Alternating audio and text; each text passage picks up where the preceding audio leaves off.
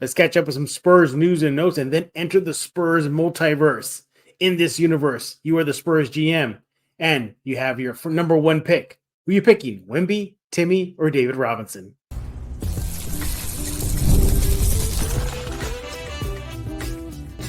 You are Locked On Spurs, your daily San Antonio Spurs podcast, part of the Locked On Podcast Network, your team every day.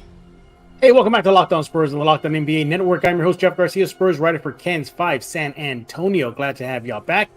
Hope everybody's having a great work week. It's almost over. We'll get you through it right here on Locked On Spurs. As always, we thank you for making Locked On Spurs your first listen every single day. Find us over at Ken's 5 Plus app. Where else? Well, you got iTunes, you got Spotify, you got YouTube. Pick a platform, we are there. Today's episode is brought to you by Monopoly Go. We got to talk more about Monopoly Go, the fast-paced game that lets you team up with friends for tournaments to unlock awesome prizes like unique stickers for trading, cool playing pieces, hilarious emojis, taunting your friends. So download Monopoly Go right now for free on Google Play, the App Store, and Game On. So what are we talking about today? We're going to catch you up with some quick Spurs news and notes, and then bring in our guest, Raul Dominguez. We're going to enter the multiverse in a few minutes. So get your PIM particles ready. Make sure the TVA is not around. We're going to enter a Spurs multiverse, and in this universe, you, myself, Raul in a few minutes, we are the Spurs GM, and we got the number one pick in an NBA draft. And the top three prospects are David Robinson, Tim Duncan, and Victor Wembanyama. Who will we pick number one overall? That's coming up next on Locked On Spurs, and then we're talking about other stuff that's been going on with the silver and black. But before we do that, again, some Spurs news and notes. And first off, I don't know if you've seen this. You want to go to kensfi.com/Spurs. Jeremy Sohan, he has a massive back tattoo. I'm being serious. It has like a bull, has angels, it has like a woman holding a child. Why did he get it? Well, he shared why he did the tattoo. It's to honor the women in his life. He says, quote, "And all my life, women have been very supportive and significant in my life." That's what Sohan said. Go check it out. I tell you, it's impressive. It is a huge back tattoo. It was actually done by a tattoo artist out in Waco. So I think he probably met him when his time with they were there in Baylor. But go check it out. You can see it all there. And he gives you more explanation of what the tattoo means. Apparently it was inspired by a painting that he saw. So go check it out at kensfi.com/Spurs. In other Spurs news, the OG Spur, George Karl, he recently spoke with Scoopy Radio.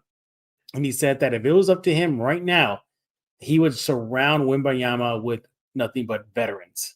Go check that out. It's an interesting thought, or at least an opinion that he had.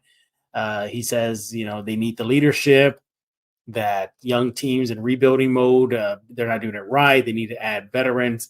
Look, he's an OG guy. He's going to like veterans. Again, go check it out over at kensfi.com/Spurs. In other Spurs news, now this is what I didn't have in my bingo card.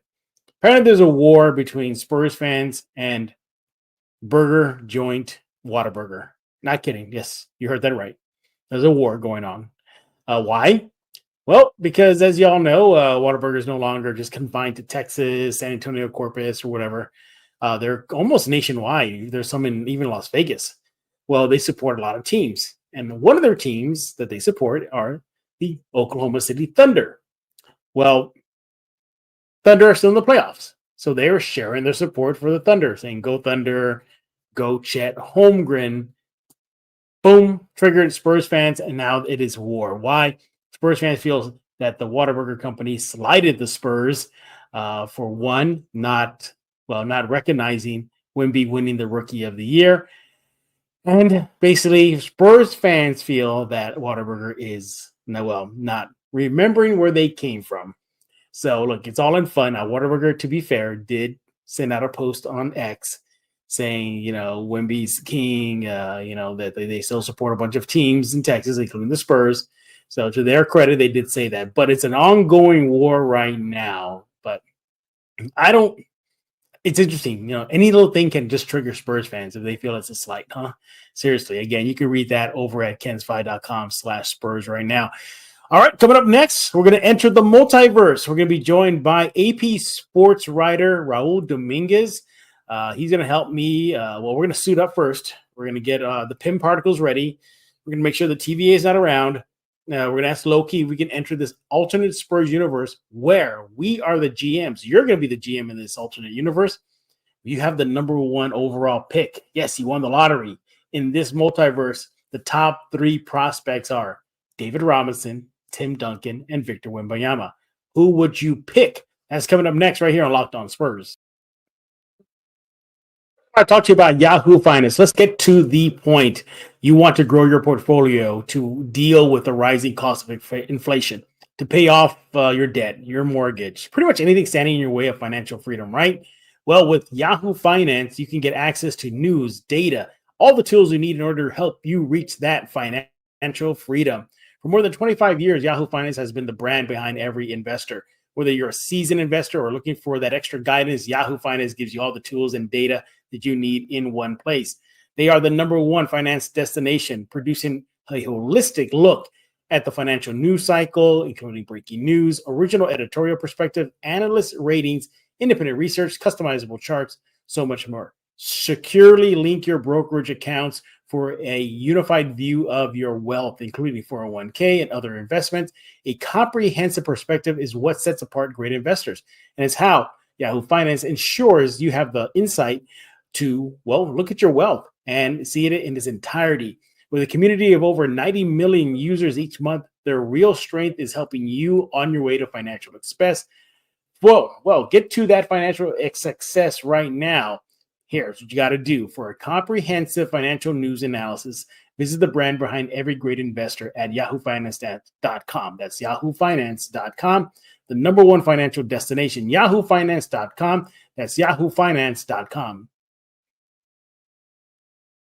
Hey, this is Hot Rod. And I'm RC from the Cybertron Springs. And you're listening to Locked On Spurs with Jeff Garcia. And as promised, look who's back, everybody. He is Raul Dominguez of AAP Sports right here in San Antonio. Follow him on X at Dominguez5. Before we brought him in, we were having a big nerd session. And everybody, if you're not watching X-Men 97, go see it. I mean, seriously, Raul, everybody should just stop what they're doing after you watch Locked On Spurs and then go see it, right, Raul?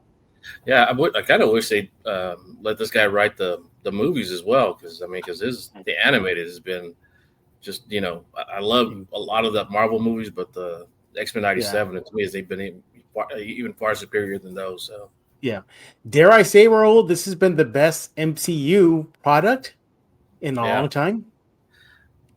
Yeah, I definitely think so. I mean, the end game I think was spectacular, but I think this one was kind of kept that same energy the whole season. Again, everybody, make sure to follow him on X at Dominguez5. Make sure to do that right now. All right, the nerd session's over. Let's get into some silver and black fun. Don't worry about it. Trust me, I get more reaction to the nerd segments than I do actually the sport. It helps with the algorithm. But nevertheless, look, Wemby just recently won the Rookie of the Year. Came up short with the DPOY. We'll get Raul's thoughts on both those things that happened to Wemby, but it kind of got me the idea. Raul was because we got the press release. Everybody's talking about it.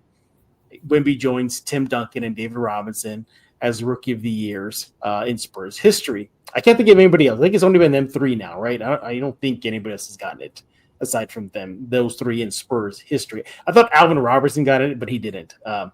But it made me think, okay, well, Wemby joins this elite crew in San Antonio. The lottery is this weekend. Let's have some fun. Let's go into the multiverse, sticking with the nerd theme here, and enter a multiverse where the Spurs have the number 1 pick, and on the draft board, in the draft pool, are Wembanyama, Tim Duncan, and David Robinson. Who would be your first pick, everybody? It's almost like a no-lose situation, but you got to pick one. I want to start off with the guest, Raul. You're on the clock. Adam Silver has said, Spurs, you're up. You're in the multiverse right now. You're in the war room with Pop and alternate version of Brian Wright. What are you talking about? Who would you pick? Well, that's a really good question. Sort of, I said the multiverse kind of thing. Yeah. Like you said, it's. Well, I don't know. Like David, I mean, I would love to see David in this era. With God, can you imagine? Offensive players getting more foul calls. able to do more of what they want offensively. Pace is up. When David played, the defensive era, when it was, you could see games that, where both teams finished under 90 points. So I would love to see David in this era. I think he'd be dynamic in this era. Tim, of course, Tim, proven winner even before he got to the Spurs. Yep. You couldn't go wrong with Tim. Great offensively, great defensively, a tremendous leader, tremendous teammate. All he cares about is winning. As far as he's not braggadocious about it. He just goes out there to win. But I think I would have to go with Wemby, just because he's such a unique player. I mean, he's almost like a mix of David and Tim. Great offensively, great defensively, athletic, quick. Still working on his footwork. I think he's gonna get to that Tim Duncan level as far as his footwork. But as far as just his gas, it reminds me of David. Just his speed, his quickness. But I think Victor's such a unique talent. I think I would have to pick him over the other two. In this scenario. Because he can do so much. He can shoot the 3-pointers. He can block shots. He can block 3-pointers, which is astounding. Again, he's only getting better. His footwork is already really good, and it's only going to get that much better. So, and he's young. He's 20 years old. Yep. I would love Tim, love David, but in this scenario, I would definitely pick Wemby. Yeah. Again, this is a no lose situation. You're gonna come out in flying colors, regardless who you pick. But who is the better player? And I think you nailed it on the head. It depends on the era. If we're playing in today's modern era, you can whittle it down to David and Wemby. Dare I say, Tim would be last on your big board. I mean, think about it. Tim would probably be last because he probably is not built for this modern era. He was perfectly built for the era he came in, late 90s, early 2000s, with the behemoths of Shaq and Zoe. Who else was on there? You got other bigs in that era. Carmelo, Garnett and everything. But, man, if it's today's era, is Tim Duncan last on the list? It's tough because I would pick Tim second. I would just pick Tim second just because of his. Of course, then I'm saying that knowing what I know now, what became of their careers. I guess is maybe if I didn't, came in fresh and didn't know who was going to do what. I think I would probably pick David second, just on talent wise. Yeah. But it's funny you said that. I was thinking about it. Tim probably could have done really well in David's era.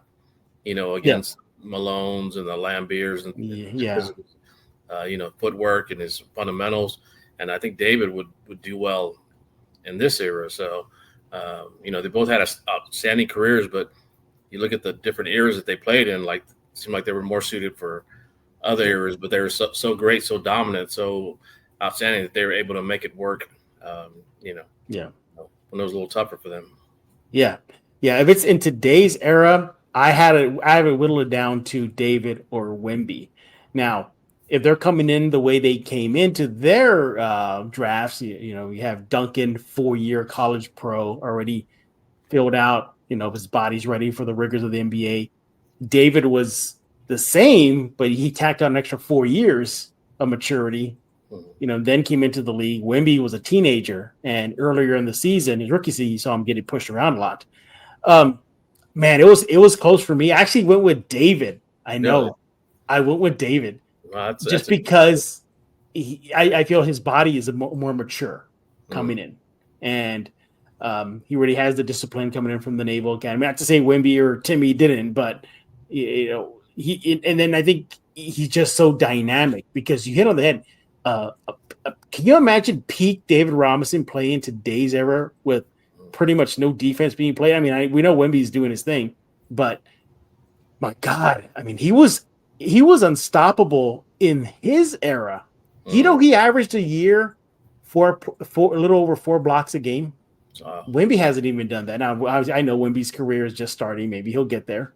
But I just feel that David, the way he came in, matured, already a man, filled out, maybe a little bit of better mindset, ready for the rigors. I think David gives you a little bit more instant impact as far as winning now. What are your thoughts? Yeah, I think that's definitely the case. And then then it also comes down to also, I guess, at what point would the Spurs be? In this scenario, Wemby's perfect for this group. David would have been perfect for a couple of years ago, maybe 2-3 years ago with that DeMar DeJounte group. So I think that's also kind of dependent on it. But like you said, I mean, either way, obviously you can't go wrong. I mean, two Hall of Famers, and I definitely think Victor's going to end his career as a Hall of Famer as well. Yeah. We're referring about Tim Duncan, and do you think he would be the Tim Duncan he was in today's era? I think so. I think Tim. Tim just adapts. I mean, he's he could shoot a 3-pointer. He just didn't want to. I think if he was in this era, I think he would have worked on his 3-pointer more. I think he definitely would have worked out because his game and Jokic's Nikola's game are similar as far as like the way that they play, sort of the pace that they play at, the playmaking, being able to go inside and and either make a basket or find an open teammate. But the only thing is, the Jokic obviously takes more 3-pointers, but I think that's because of the game. Again, I think Timmy would have adapted. But either way, he would have succeeded. I think Tim's just a winner. I mean, he's he is. Yeah, he could have played in any era, and he could have played in the era with Lambeer and stuff. I mean, Lambeer and Robin would have been trying to yap in his ear, and Tim would have been laughing at him. Yeah. Maybe they would have gone beyond just yapping. They probably would have clocked him. I could definitely see that happening. But we're talking about the eras and which era would be best suited for each player. Obviously we think David and Wemby would be fine in today's era. Duncan, more than likely, he'll just have to adapt to it. But with today's era being all about the 3-point shot, well, then maybe you're right. Maybe Wemby gets the edge because he's a little bit more consistent. Well, he at least can knock him down with some reliability than David or Timmy. Timmy didn't really take that many shots, but if he did, they were big ones. He made them. But David, you think David's mid-range game would have been a big advantage for him in today's modern era? Yeah, I definitely think so. David had that little kind of like almost like a methodical shot. Yeah, like a push. Yeah. Yeah, I don't know if he would have been. I don't know how well he would have adapted to the 3-pointer. I think his game would be more the mid-range and driving to the basket. But with his speed and his length and his athletic ability, I don't know how many dunks David wound up in his career with, but if he played in this era, you can double it. I mean, his speed alone, and he would have gotten out for so many more dunks, and they wouldn't have been able to push him around as much because of the foul. So he would have been more available for a lot more lobs as well. Yeah. Well, in my ear is Loki right now, and he's telling me that he has another multiverse we have to explore in the branch, the multiverse tree that he's sitting on the throne with right now. He's saying, Loki, was that Loki? Okay, he's saying, what if it's the 90s and these 3 guys are on the board and you got the number 1 pick? Does that era change who you go for? Oh boy, man! I think you'd have to go with Duncan then. I know Duncan vaults. Yeah, I mean, because Victor, as far as his size right now, you put Victor in that era with the Pistons and I'm trying to think who else was there. The Sixers were pretty rough and tough with Mahorn and Barkley. The Wizards / Bullets and all those other teams, and all they did was just basically play really physical defense. So I don't know how. I think it would take a little while longer for Victor to adapt, just because as soon as Victor came in the lane, they would have pushed him out, or somebody, Lambert would have just choked him, or no, literally. Yeah. He did that with Bird. So, Yeah. So I think Victor would have had a harder time getting used to that. I mean, he eventually would get used to it. Victor's a fighter, but I think Duncan is more built. His build is better for that era. Yeah. Yeah. One thing I don't think ever got really highlighted as much during Duncan's playing days. Yeah, obviously he was a 7-footer, skill and all that stuff, but he had a very strong lower body. Mm-hmm. He had he had tree trunks. Yeah. Like pretty much there. He didn't have much vertical, but he was, once he was in that paint and he stood there, it was tough to push him out. Yeah. And ultimately, and ironically, because Robinson did play in that era, that's what doomed him. Remember, Raul? It was the punishment. Mm-hmm. Do you think if he didn't take so much punishment, he could have played another few more years? Because he was still pretty effective in his final season. I mean, he wasn't putting up MVP numbers, but he was still giving you 15, 16, close to 10 rebounds a game. You talking about Timmy? I'm talking about David. Oh, David. Yeah. I kind of got the feeling that David retired early. I always had that feeling too. I kind of got the feeling that he could have played more, but he just, wanted to move on with his life, and there are other things that he wanted to do, and he wanted to be around his sons, and his family. But yeah, I think all that pounding definitely had an impact on him as far as his body, his knees, and then them drafting Tim, sort of allowed him to kind of take a back seat and maybe extend his career a year or two. Mm-hmm. But I mean, I just I definitely think all that pounding definitely had an impact on him, just because he was getting hit so often from all these guys and from these different things. And then not only that, then also having to carry the Spurs for quite a few years before Timmy arrived. Yeah. This kind of reminds me of, what does it remind me of? It's kind of happening to a player right now that's going to be in the draft, Zach Edey. Mm-hmm. Big 7-footer. He was lighting up the scoreboard. But then you look at the mock drafts, he's not considered a top 10 pick, even though he has phenomenal numbers. And what's the knock on him is that his game is not suited for today's era, because he can't hit the outside shot.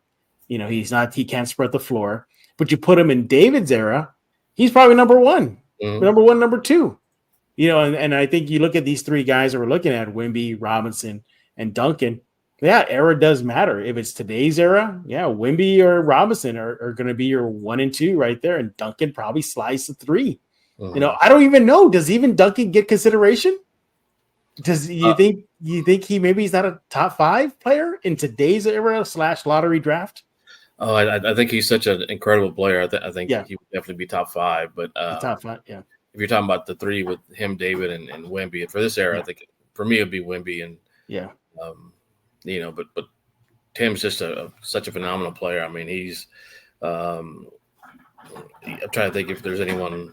There's no one even really like him in the young players. But again, I always go back to Nikola. He reminds me. Nikola reminds me of Tim as far as his game. I think if it's a draft, Tim definitely gets top 5. If not the top 1. Just depends on the team and what they want and what they need.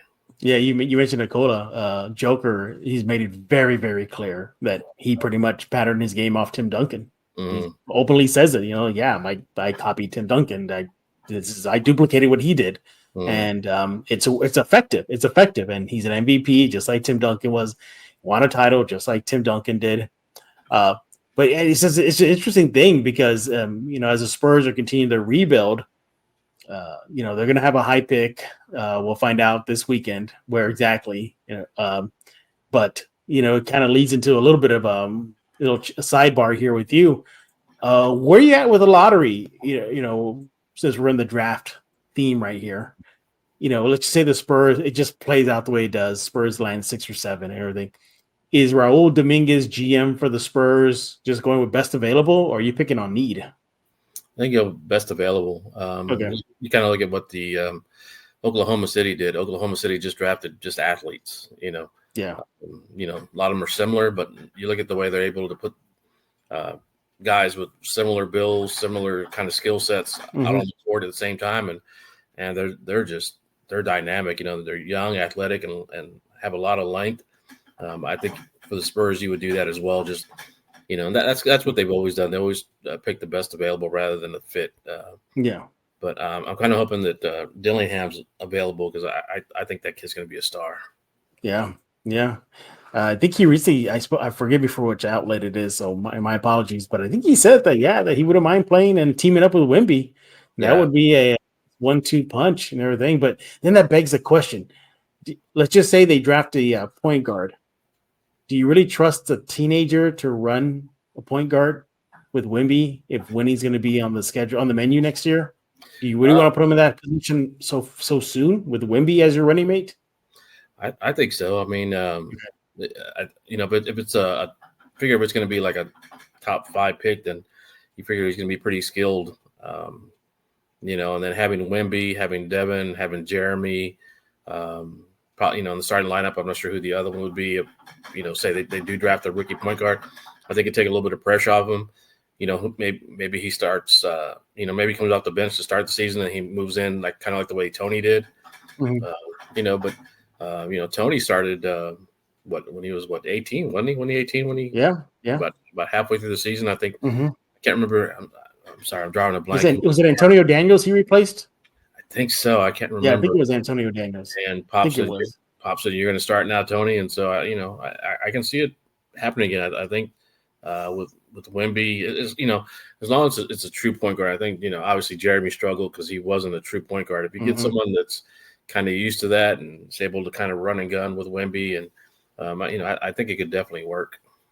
Yeah, you know, that's the only thing I caution with, because you look on the roster right now, there's Trey Jones, and that he is a point guard. That he's in the mold of a point guard. Just needs to work in that 3 shot. I mean, you were there with me in the final press conference, and I asked him about that, and he was like, yeah, it was the first thing he said was my 3 shot. That was the first thing he talked about. So it's interesting, you know, because, you know, as we were about to, we're receiving the call from Hank Pym and Bruce Banner right now. We have to activate the Pym particles to get out of the multiverse soon. But you look at this multiverse, it's just a fun discussion. You know, some barbershop talk in this off season with, you know, because who would you pick? I mean, I think it'll come down to era. It'll come down to, you know, maybe roster, because you look at that too. You know, Tim Duncan, he had it made. I mean, Timmy had it made coming in.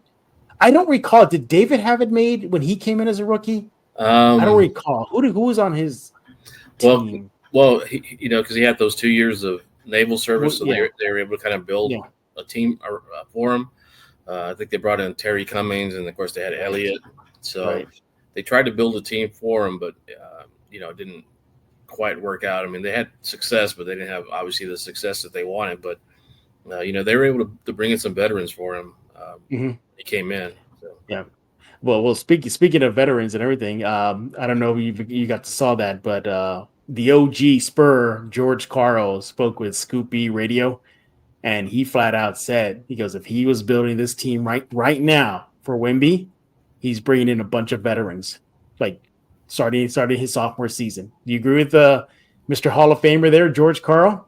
I love George Karl, but I don't. That's not a move I would do. I mean, you look at what the Rockets did. The Rockets brought in a lot of veterans, and they had Rockets had a great season. They did, but they still did not make the playoffs. You know, and you know, to me, it might even been better if they had let some of the young players get a little bit more floor time. So to me, it's bringing a veteran or two, but not completely. You know, bringing a bunch of veterans, because the other thing is what's going to happen is if you bring in a bunch of veterans to surround Wemby, it's going to take them a little while to get used to the Spurs system. I always hear players talk about how it takes a year to get used to in the system, you know, and then also getting used to each other. And every time you put a super group together, it always seems like it always takes them a year to kind of figure each other out as well, get used to playing with each other. So I know a lot of people are worried, well, you're going to waste another year. If you were to bring in a veteran group, it would be wasting a year because, they wouldn't be able to mesh well enough to I don't think that they would be able to mesh well enough to win a title. And then, depending on their age, the timeline would shorten as well. No, absolutely. Yeah. But I guess also too, look at Carl, he's an OG guy, and, that's the way their mentality, that was kind of, we talk about Pop's coaching tree. His tree is actually Don Nelson. And then Don Nelson was very big on veteran players. And Pop carried that over when he started doing that. Now he's had no choice. They're in a rebuild mode now. But so there's so much to discuss. It's just a fun topic, something to talk about as the Spurs offseason continues. But we're getting word now that the TVA's on our butts now. So we got to get out of the multiverse now. We're going to get pruned if we don't hurry up. I got the PIM particles ready to get out. So we're going to hit the PIM particles and get out of this multiverse. But before we do, who would you start? Or who would you pick? Which player would you build around? If you're a Spurs GM in a multiverse and you're on that big board and you're looking at the lottery and you got the number one pick, would it be Wemby? Would it be TD? Would it be David Robinson? We need to know what you think. Let Mr. Raul Dominguez know on X at Dominguez5. You can let me know by simply following Locked On Spurs on YouTube. So just to recap, if it's today's era, Raul's going to go with Wemby. I'm going to go with David Robinson. I know. Shocker. But, hey, speaking of Wemby, when we get back, we're going to get Raul's thoughts on Wemby getting the Roy Rookie of the Year and getting, just not walking away with the DPOY Defensive Player of the Year. That's coming up next right here on Locked On Spurs.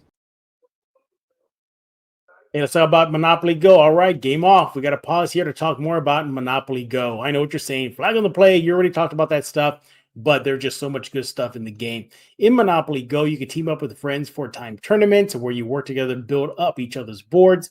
The more you win together, the more awesome prizes you unlock.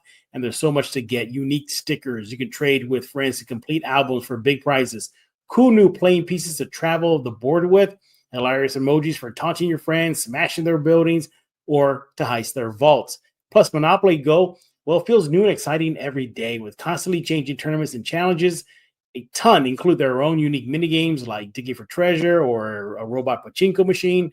There's always new timed events that will help you win big with massive multipliers for everything you win or rent frenzies. There's always something fun to discover over at Monopoly Go. So get off the bench. Go download it right now for free at Google Play or the App Store. And game on. And we're back right here on Locked On Spurs. We're out of the multiverse. The TVA didn't find us. We didn't get pruned. We're okay. We got out just in time. Talking about the Spurs offseason and more with Raul Dominguez, frequent guest here at Locked On Spurs. Follow him on X at Dominguez5. Make sure you do that right now because we're out of the multiverse, but he's really the Hulk. And you don't want to anger him if you don't follow him. You don't like him when he's angry. The Red Hulk. The Red Hulk, even worse, the Red Hulk. But, hey, before I let you go, I want to get your thoughts on a couple of things. No shocker. I'm pretty sure you were not surprised. Nobody was surprised. Wemby walked away with the Rookie of the Year, a unanimous. You look back at Wemby's rookie season. Was anything that stood out for you? I think what stood out was just the fact that he just kept getting better. I mean, every week, every month, he got better and getting a lot smoother. I mean, that Nike commercial that they're showing right now with the fan with the just, looking astounded. I've, never seen a big man, do what he did, avoid the defense, wrap the ball around his back, and then dunk on, a great defender like Lopez. I mean, it was that was incredible. He got more comfortable with the 3-point shooting. It seemed like he's more comfortable sort of doing that step in 3-pointer where he'll get the ball, kind of walk, and then walk into the shot.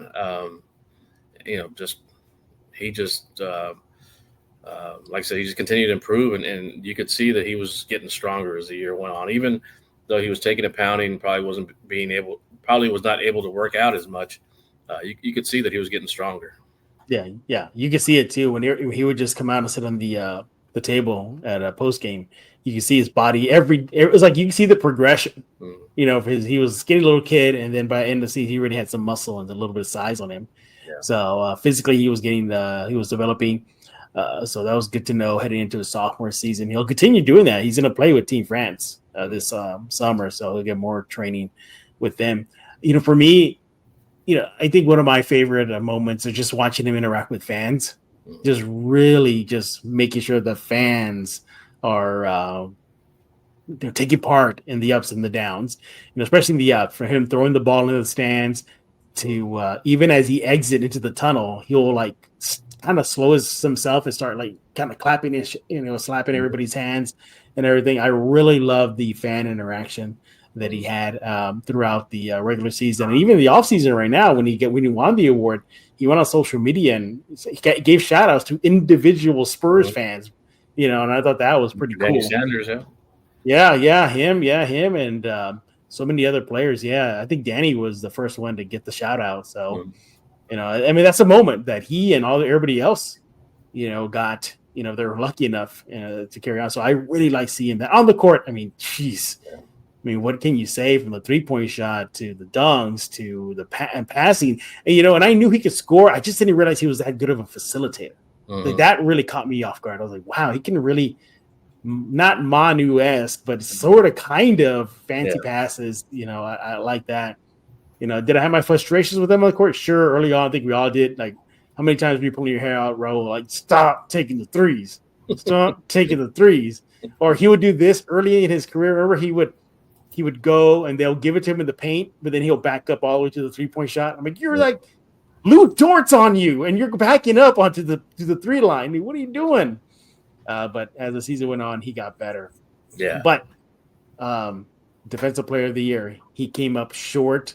Nobody was too surprised. I thought maybe a miracle would happen. They would because the numbers were staggering, his defensive numbers.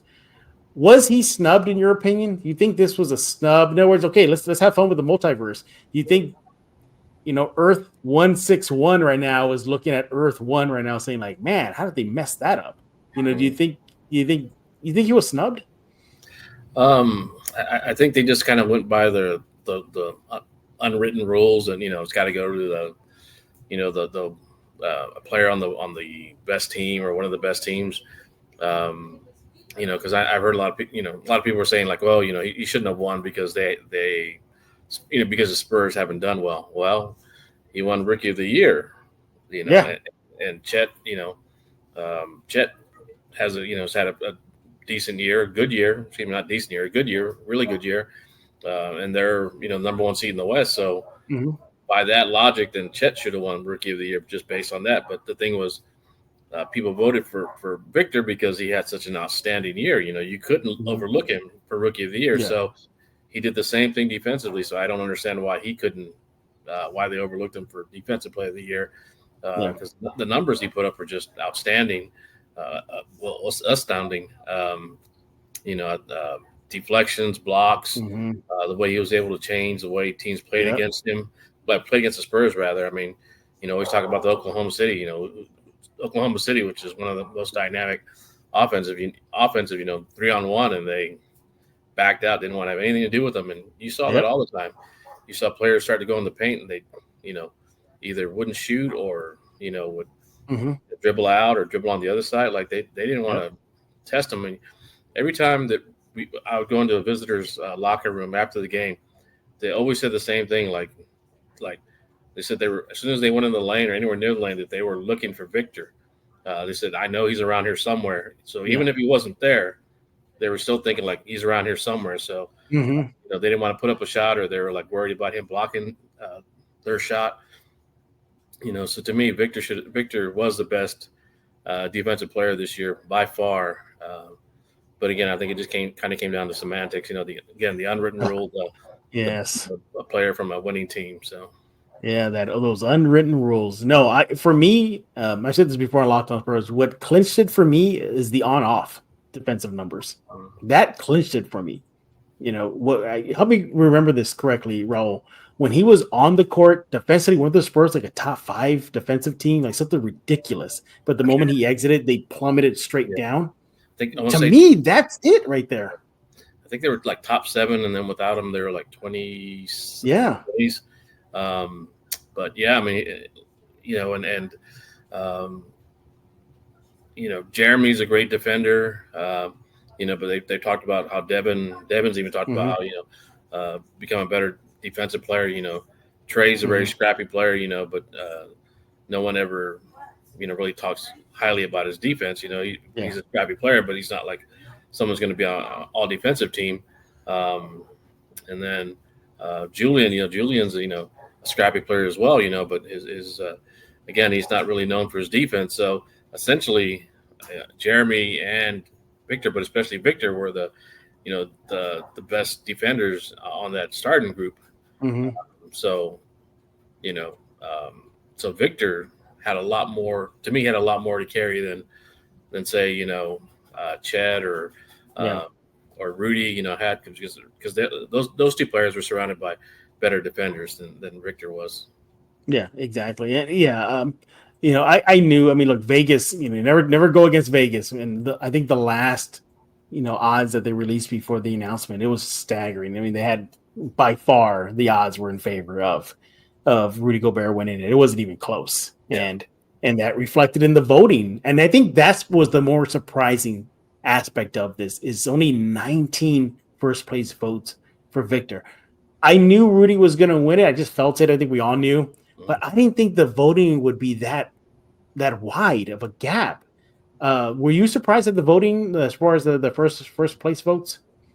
Not really. Actually, I thought I thought it was pretty high as far as first place votes for Victor. And it's not that I don't think Victor deserved that many or should have had more. I just felt like, that unwritten rule, they have to pick a player off a winning team, and the fact that votes are public, I think that maybe kind of curtailed them from wanting to vote for Victor. They don't want to say, well, voted for Victor, and have people come at them and say like, well, why didn't you pick, Rudy? Rudy's team's numbers what, two in the West, 3 in the West.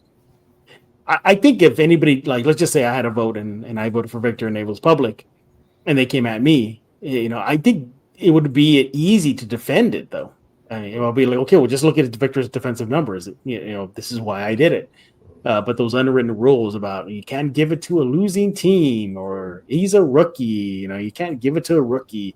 I mean, that got to go, because I feel in years from now, maybe when Victor's career is winding down, when they look back at his rookie year, I think people then will look at it and say, how did he not win Defensive Player of the Year? Kind of like how we do now with Tim Duncan. How did he never win DPOI ever? Yeah. And, I think that would happen for that. But ultimately, I personally think he was snubbed. I don't think you should be looking at the Spurs' bad record.